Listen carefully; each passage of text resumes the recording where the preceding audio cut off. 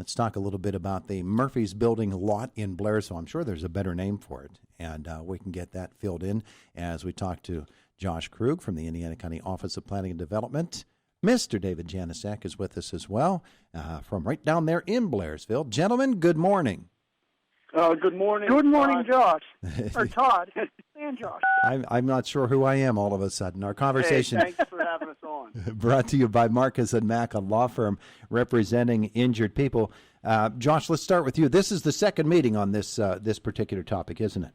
Well, this is the second public meeting. Now, as a steering committee, we've been meeting since early August, late July, and David came to me back in, I believe, May even about this project, But this is the second big public meeting that we're having, and we're excited to be rolling it out. Yeah, just so folks have the details. It is when? It's actually Wednesday, November 4th at 6 p.m., so it's this week, and they can find the login information either on our website at icopd.org, or there's also a Facebook page. If you look up Blairsville Murphy Lot, join and follow the Facebook, and then we encourage you to do that, and share the social media, etc. Absolutely. Hey, David Janusek, it's good to have you back on the air with us today. This is a building lot that, we've talked about what's been there long enough. We need to talk about what's going to be there and what the future looks like for a very promising project. Absolutely, Todd. And that's, I think, a big important thing. And even Josh said, this is a public meeting, so it's not so much what I or what Josh wants or what, the committee wants. It's what the public wants. So it's interesting, we believe that if it's what the public wants, the public will use it, and it will help to revitalize a lot of that part of the downtown. So it is truly in all forms a public meeting. The survey was a public survey, and I think we got a lot of good input from the public. So hopefully this project will be something really exciting and kind of interesting to see what it eventually ends up. In the long run. It's going to be interesting. Josh Krug, there is a certain conditions that must be met, or there are certain conditions that must be met before this lot is developed any further with structural work. But give us that whole framework of what must be done with that lot. Sure. Yeah. I mean, the long short of it, Todd, is that for 5 years after the contract is closed out with the community development block grant funds that were part of the funding scheme for getting the building torn down. For 5 years after the end of that contract, the lot must remain as a quote-unquote green space. And they don't define green space per se, but I think we all kind of know what that is, a public open space, without any very permanent or large structures being put on it at all. But it certainly can be used for all sorts of uses. And we anticipate that being roughly 2 years before the contract is closed out, and then to 5 years after that. So we were asking people to develop two separate visions that could kind of complement each other, in the first one being a short-term vision of 0 to 7 years, and a long-term vision for what the lot should look like after that. And we have, as David was saying, we've been getting some really good input. Our process has been, to receive public input through our first meeting and the first survey, and now in the next meeting we're going to go in and try to refine some of that and gain a little bit more consensus and actually get some more feedback rather than input. David, tell us about some of the plans that have been proposed so far. What are some of the things that are intriguing to you? Well, it's intriguing because it does run some of the gamut, but you see that it seems that a lot of, I don't want to give too much away, but history seems to be a big one of the things we see that comes through the survey a lot, the history, the community. It's a lot of that we're seeing. I don't think it was too much of a surprise, but, that will be, in the end, maybe it'll be a history and a couple of other things put in there.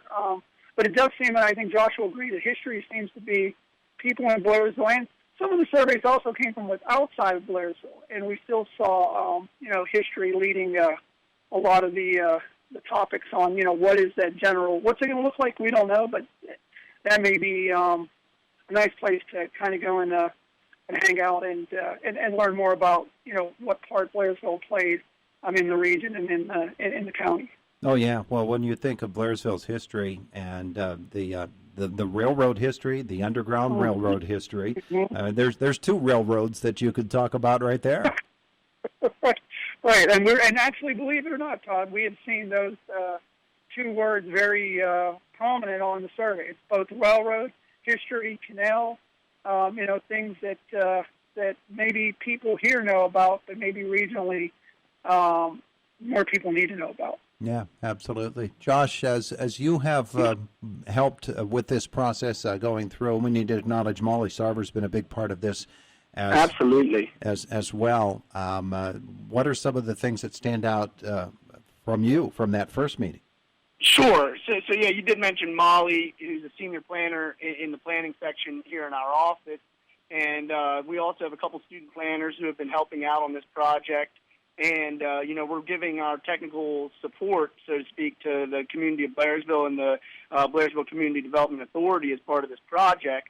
And that falls under the purview, of our office and what we like to do and try to provide for the communities here in Indiana County. And we've actually gotten over 50 responses. We have to input a few still into the data, but we got 43 through the online survey, and we also provided hard copy surveys. And as David was saying, a lot of people were talking about the downtown itself. The Riverfront Trail came out prominently. The history, the culture, the gazebo, the Veterans Park there in Blairsville. And we're looking at how can we complement what's already going on there by developing a vision, both the short-term and the long-term, for this lot. And part of what we're doing here is like kind of developing in the jargon, so to speak, or the planning jargon. It's called placemaking. Mm-hmm. And so, you've got a space there, and that's in a certain area in town. And how can they develop that into a really useful, vibrant, activated place? And I think one of the greatest ways to derive that vision is to include of course stakeholders and folks who are vested in the community, but the community at large, and holding these public meetings and being able to do them with this Zoom meeting online format online has actually been a really good thing for our office. And I am thankful for, the partnership that we've developed here. Absolutely. Hey, David, of course, when you're talking about the Murphy's lot there, that's one thing, but incorporating that lot into an overall picture of Blairsville is really important, isn't it? You can't just treat this as one piece of a puzzle. It has to be part of the overall puzzle. It does, Todd. It's like Josh said, it's got to be collaborative. It's funny. I mean, it's interesting, I guess, to say that, green space, but boy, look how much green space is around Blairsville and around Indiana County. There's a lot. But again, I think this would become functional green space. It's the difference between a trail in the woods and a bike trail in the woods. More people seem to use the bike trail once it's been established and it's, collaboratively integrated in the area around it. And you're right, as part of the big puzzle, if the Murphy's lot is redeveloped in the proper way, which we believe it will be, it will bring people back into the downtown to enjoy the downtown more. I mean, it's pretty simple math. More people in downtown means more foot traffic in the businesses. More foot traffic in the businesses means more money for the businesses, means things kind of, will thrive from there on. So it's kind of a domino effect. But part of that first domino or domino in the middle there has to be, as Josh said, making it from a space to a place where people want to build memories, a place where people want to hang out, a place where people want to say, hey, that's one of the things that I identify Blairsville with. So you're right. It's you're probably going to be right up there with getting a degree in development and planning, because that is one of the big pieces there. Really? Todd, is how do we make it integrated to help the whole region? And we hope that, it also would bring people into Indiana County. I've often been quoted as calling Blairsville the gateway to Indiana County. We're only one of two boroughs that are direct access from 22, from State Route 22. So maybe that would be a nice stop on your way in to get your Christmas tree, or your way in to go to the Jimmy Stewart Museum. Stop in Blairsville on your way in or your way out, and enjoy the downtown, enjoy whatever the park's name soon becomes. Yeah. And of course, Josh, we want to emphasize to people about this virtual meeting that's coming up on Wednesday that this is nothing to do with, we need to find the money to do this, or there has to be money to do that. This is about the vision for what it will look like. That money part, at this point, you can actually push that down the road a little bit. Yeah. I mean, you're exactly right, Todd. I mean, the lot's owned by the Blairsville Community Development Authority, so there's a lot of opportunity for the community, to have an impact based on that fact alone.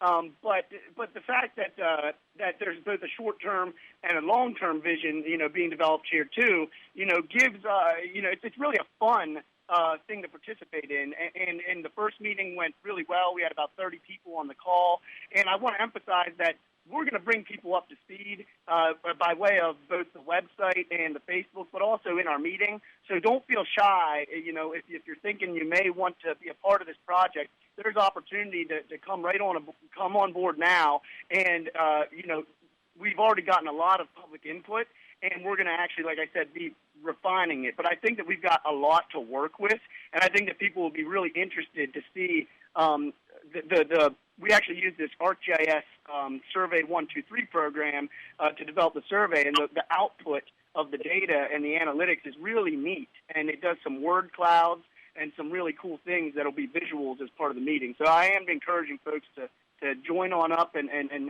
have your input heard. Absolutely. Okay. So my parents both spent a good portion of their working careers in Blairsville, and I spent a lot of time there myself. It was one of the great fun times of my youth, and so there are a lot of people interested in what this is going to end up looking like, and they can help to shape that future by going to this virtual meeting coming up on Wednesday. Josh, give the time, the login information again, if you would. Absolutely, yeah. So the easiest way for me to provide would be to go to icopd.org. That's our planning office website, and under our current project, there's a whole page on the Murphy Lot Project. But also, if you're on Facebook, just search Murphy Lot Project. And we have been putting press releases out, so the same link should be able to be used, to log on that way as well. Terrific stuff. Gentlemen, thank you so much for being with us today. Appreciate it. Thank you, Todd. Appreciate it. Wednesday, 6 p.m. There we go. Wednesday, 6 p.m. All right, guys. Have a great day. Take care. Thank you. It is the voice of Indiana County, WCCS 101.1 FM and AM 11 and AM 11.